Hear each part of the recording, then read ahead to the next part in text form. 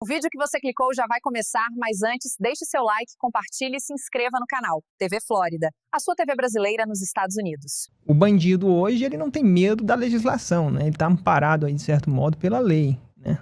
Se ele não tem medo da lei, né, de ser preso, que é o medo do bandido, muito provavelmente ele vai continuar cometendo crime, né?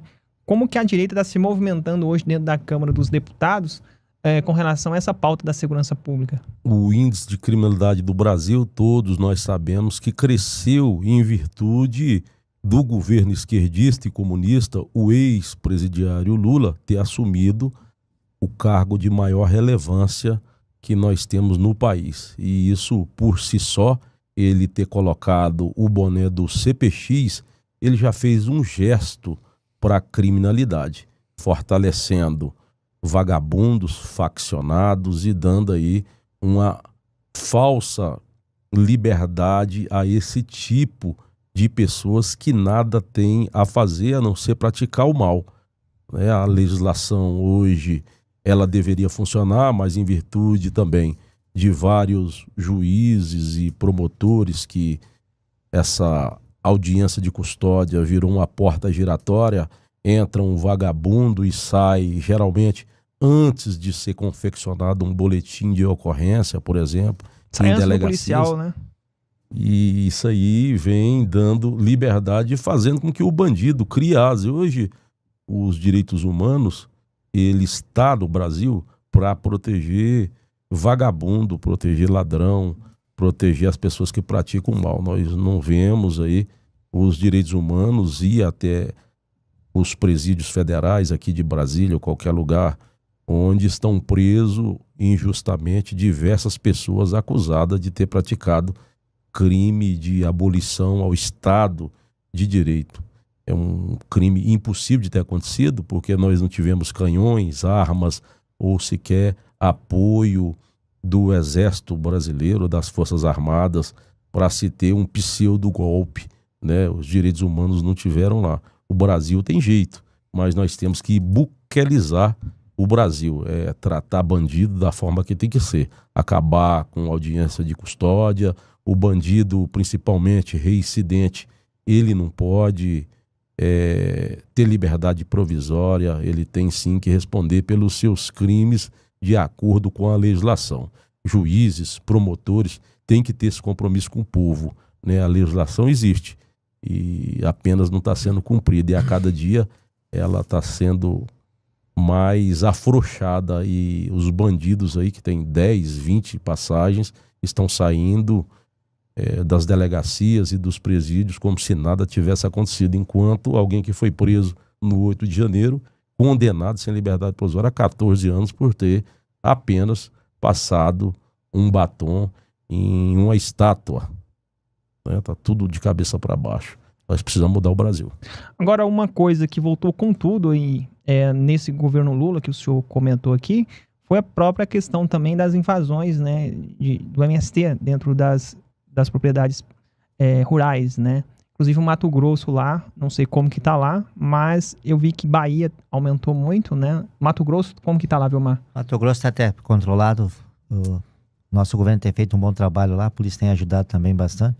Tem bastante criminalidade lá, mas a parte do MST está controlado do Estado, o governo tem dado o apoio necessário para os produtores. Show, porque Mato Grosso é um dos estados aí que tem um agro muito forte, né? Hoje o Mato Grosso representa o agro do Brasil, praticamente no exterior, no mundo, né? Porque nós acho que representamos... Não, deixa um pouquinho para Goiás. Goiás também... Representamos 27% do agro brasileiro sai do Mato Grosso. Show, show. Lá Bahia, por exemplo, foi um estado, delegado Caveira, que aumentou muito essa questão do MST, as invasões do MST, né? Nesse governo Lula. E aí, como que fica essa questão da insegurança do campo, né? E porque tem muita gente que às vezes acha o seguinte, né? Eu vivo na cidade, isso não me afeta e fica alheio a essa questão das invasões, né? Por que em estados que a esquerda controla, o MST tem tanta facilidade de fazer essas invasões e a polícia não retalia de certo modo? Exatamente.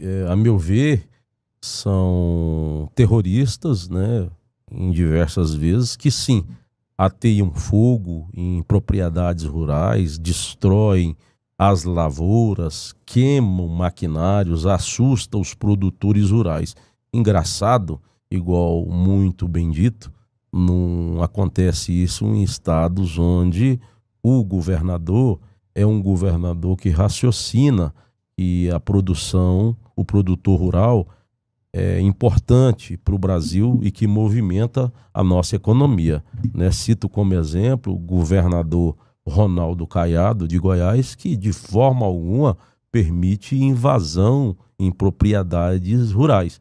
Lá na Bahia, que é um governo comunista e uma polícia também comandada por um governador comunista, inclusive o comandante-geral da PM lá, ele raciocina da mesma forma, tem tido muitas invasões, né, e vários outros estados onde os governadores são de esquerda, extrema esquerda, eles têm permitido sim.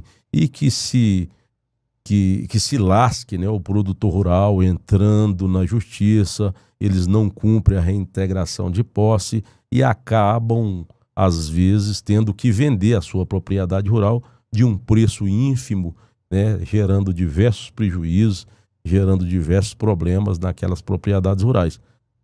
O crime existindo, a polícia tem que agir imediatamente, não pode deixar esses terroristas de forma alguma invadir uma fazenda e ficar lá mais do que 30 minutos. Eu acho que tem que ter atitude, tem que prender, tem que levar para a delegacia. Fiz isso diversas vezes, inclusive em Tucumã, em uma ocasião, lá na CEPLAC, né? Invadiram lá a CEPLAC e queriam tomar conta de um órgão público federal.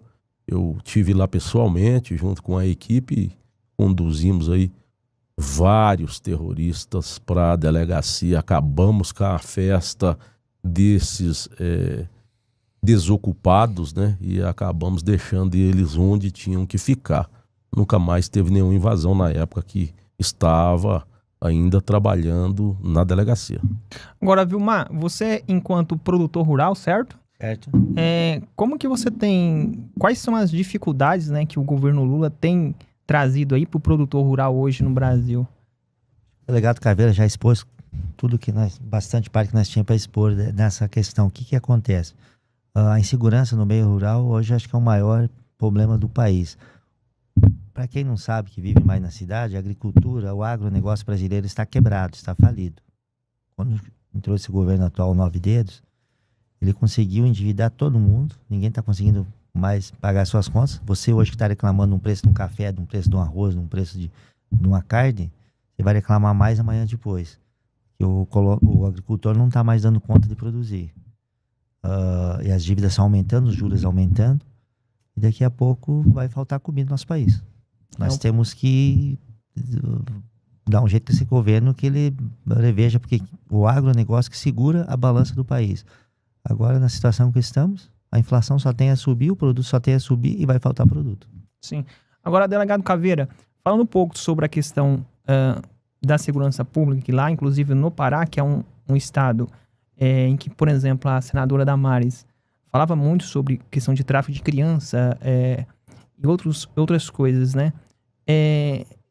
O Pará é um estado que, aparentemente, já é um problema crônico, né, do Pará, e que, aparentemente, a decisão política não é para resolver a questão dessa criminalidade em estados assim. Quais que são, por exemplo, as soluções que nós, enquanto direita, podemos implementar nesses estados, né? Trabalhar para que seja implementado?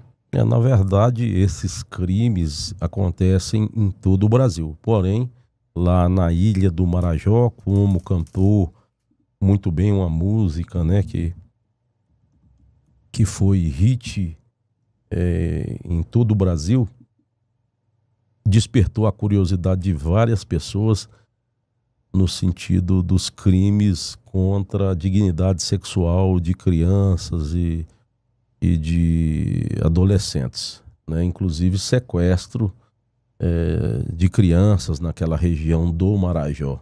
A ministra, até então, Damares, naquela época, lançou um programa, Abrace Marajó, e teve lá algumas vezes, fez algumas incursões, diminuiu um pouco o problema, mas o Marajó hoje continua abandonado. Nós precisamos de reforço, não só no Marajó, em todo o Pará, em todo o Brasil, né? Nós sabemos que essas pessoas, principalmente menores de idade, elas são vulneráveis e todo cuidado é pouco. Nós temos que fazer de tudo para cuidar das nossas crianças, dos nossos adolescentes. Porém, nós não temos visto no Brasil penas para dar exemplo, principalmente lá no Marajó, né? Houve algumas prisões em algum momento, mas atualmente não tenho percebido operações e aconselhamentos e trabalho social para estar evitando esse tipo de crime, né? Precisamos sim fazer mais trabalho nesse sentido para coibir esse tipo de crime tão abjeto, tão perverso, que é o crime contra a dignidade sexual de crianças, né? Vamos, inclusive, fazer uma visita em breve lá na Ilha do Marajó, que estava marcada, uma visita junto com a ministra e agora senadora Damares, e foi desmarcada aí de um momento para o outro, era para ter ido lá semana passada, mas acredito eu que no próximo mês nós estaremos lá fazendo uma incursão com todo o aparato e gabinete da nossa querida senadora Damares. Se você chegou até aqui, é um bom sinal. Para assistir os vídeos completos, acesse nosso site ou baixe nosso aplicativo totalmente grátis.